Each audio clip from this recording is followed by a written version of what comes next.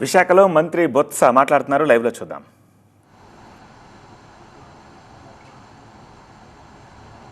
అన్ని ఏదైతే అంశాలు ఆ రోజు చెప్పిన మాటలో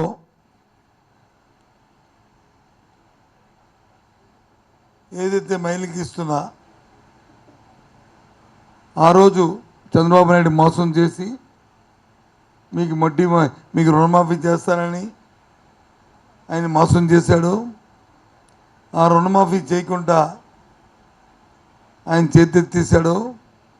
దాన్ని ఏ రోజైతే 2019 ఎన్నికలప్పుడు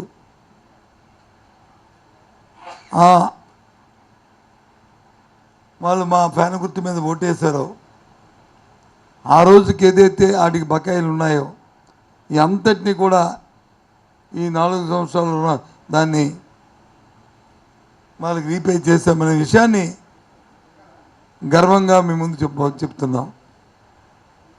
గర్వంగా మీ ముందు చెప్తున్నాం. అంతేకాదు 40 సంవత్సరాల నుంచి 60 సంవత్సరాలు ఉన్న ఎవరైతే ఎస్సీ బీసీ ఎస్టీ మైనారిటీ ఎవరైతే ఉన్నారో వాళ్ళందరికీ కూడా వాళ్ళ ఆర్థిక పరిస్థితి మెరుగుపరుచుకోవడానికి వాళ్ళకి చేతుగా ఉండడానికి ఏదైతే వాళ్ళకి ఇస్తానన్న 75,000 రూపాయలు 4 దఫాలుగా ఇస్తున్నారు. వాటిని 3 దఫాలుగా ఇచ్చాము. 4వ దఫా కూడా బటన్ నొక్కడం జరిగింది. అది ఎలక్షన్ కమిషన్ దగ్గర స్క్రూటినీలో ఉంది. రేపు ఎల్లుండో వస్తే ఆ డబ్బును కూడా రిలీజ్ చేయడం జరుగుతుంది. 4 దఫాలుగా ఇచ్చిన కార్యక్రమం మళ్ళీ దాన్ని కొనసాగిస్తామనే విషయాన్ని కూడా మరి చెప్పడం అనేది చెప్పడానికి మేము సంతోషిస్తున్నాం.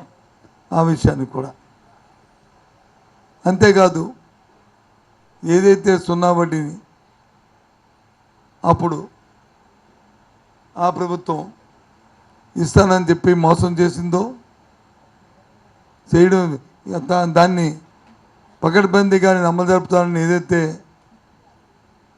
మా నాయకుడు చెప్పాడో ఈ 4 సంవత్సరాల 10 నెలల కాలంలో ఏ ఒక్కటి కూడా ఇబ్బంది లేకుండా ఎక్కడ కూడా బకాయిలు లేకుండా వడ్డీని వారికి చెల్లించామనే విషయాన్ని గర్వంగా ఇవాళ ఇదే కాదు ఏదైతే కాపు నేస్తం కానీ ఈబీసీ నేస్తం కానీ మేనిఫెస్టోలో పెట్టిన అంశాలను కూడా వాటన్నిటిని కూడా మరి విజయవంతంగా అమలు జరిపామనే విషయాన్ని ఈ సందర్భంగా మరి మీకు గుర్తు చేస్తున్నాను.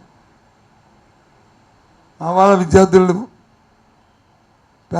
పేద తల్లిదండ్రులు ఆ పిల్లల చదువు కోసం ఇబ్బంది పడుతూ ఒకవేళ చదివించడానికి ఇబ్బంది వస్తే వాళ్ళని కోలుకో నాలుకో తీసుకుపోతున్న నేపథ్యంలో అలా చేయొద్దని చెప్పిన అమ్మఒడి ఏదైతే పెట్టారో 15,000 రూపాయలు వాళ్ళు ఇస్తానని చెప్పారో గత 4 సంవత్సరాలు దిగ్విజయంగా ఆ 15,000 రూపాయలు ఇస్తూ అందులో 2,000 రూపాయలని